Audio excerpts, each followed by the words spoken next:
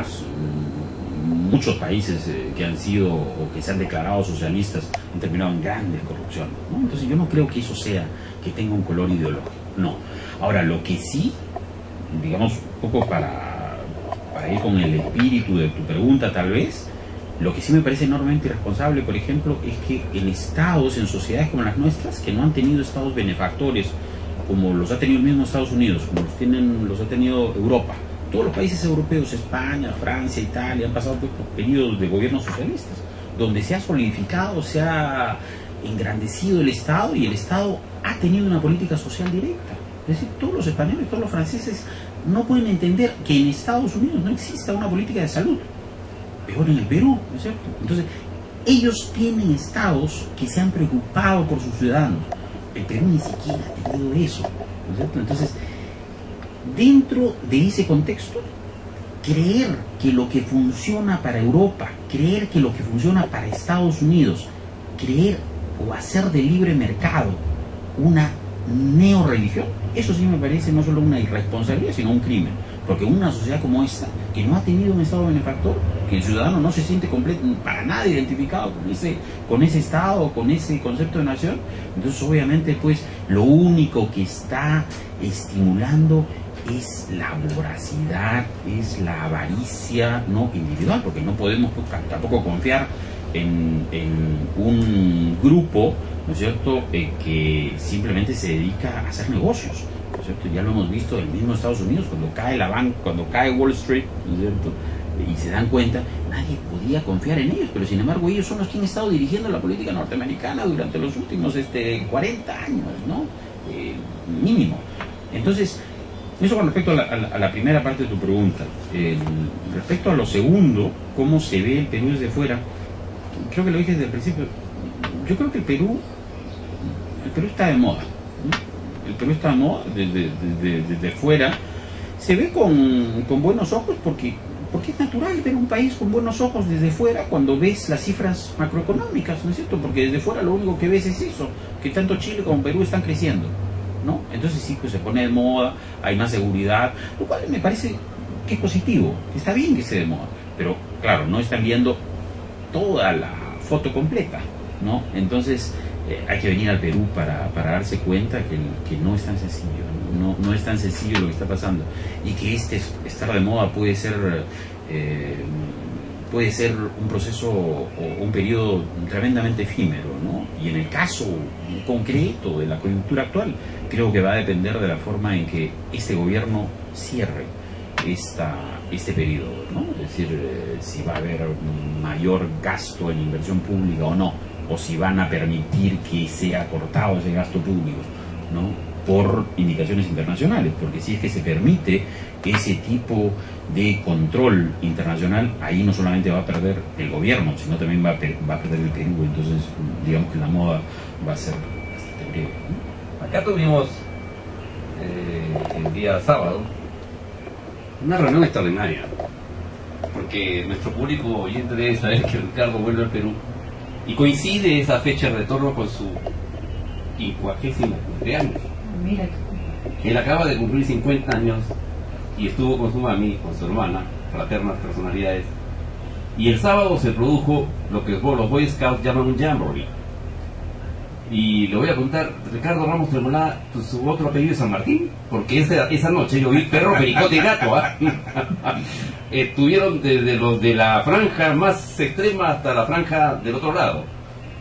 Lo cierto es que se rindió un homenaje muy lindo por el 50 aniversario de Ricardo, su reincorporación por unos días, y ya se va huyendo de nuevo estos días también. No huyendo, ¿no? Bueno, te vas, pero volveré, como dice Sabina en una canción famosa. Y entonces se produjo algo que era interesante, porque en el Perú nos hemos desacostumbrado a conversar. Y es decir, podemos reunirnos, peruanos de diversas facetas, y conversar amigablemente sin tirarnos las botellas en la cabeza. Y fue la ocasión, y fue la torta, porque además hubo un momento, y me complace decirlo en voz alta, en un momento le cantamos el feliz cumpleaños, y todos al unísono cantaban como cantaban antes los políticos, los escritores y los periodistas peruanos, celebrando el pico alcanzado por otro congénere, otro de sus integrantes, porque Ricardo es un brillante periodista, un crítico feroz y veraz, lo sabe muy bien Alan García, que escucha este programa, y los del entorno. Pero además era interesante ver cómo sí podemos juntar un haz de voluntades cuando la ocasión lo amerita y cuando la calidad de los participantes hace posible esto. ¿No es cierto, Ricardo, que podemos hacerlo en otros terrenos, por ejemplo, en la literatura, en la creación intelectual? Háblanos de tus libros próximos. Bueno, primero para comentar lo tuyo, yo me siento enormemente enormemente agradecido, porque sí, es cierto, tengo muchísimos amigos de distintas tendencias, de distintas ocupaciones, y para mí realmente lo del sábado fue emotivo por un lado, pero también fue muy difícil, ¿no? Muy difícil, porque era como estar en mi propia casa en campo minado, ¿no? Porque una cosa que lamento pues ver es que, como tú has mencionado, es muy difícil convivir en el Perú, ¿no? Es decir, uno que tenga una visión, no sé, neoliberal, o incluso dentro de un mismo partido, no puede ver al otro y se odian y se sacan los cuchillos, etcétera. Esas cosas me parecen sinceramente espantosas, ¿no? Y yo me sentía en campo minado. Ahora, viendo al sentido de tu pregunta, me imagino que eso es producto, por lo menos en mi caso, en mi experiencia, ¿no? Parte de lo que yo hice cuando tenía 20 años, ya que has mencionado mi edad, no me queda más alternativa que seguir con eso, ¿no? Entonces sí, pues cuando inicié el proyecto de Hipocampo, cuando inicié el proyecto de la crónica, ¿no? El espíritu era convocar, intentar convocar a distintas voces, hacer un país como es, un país plural, ¿no?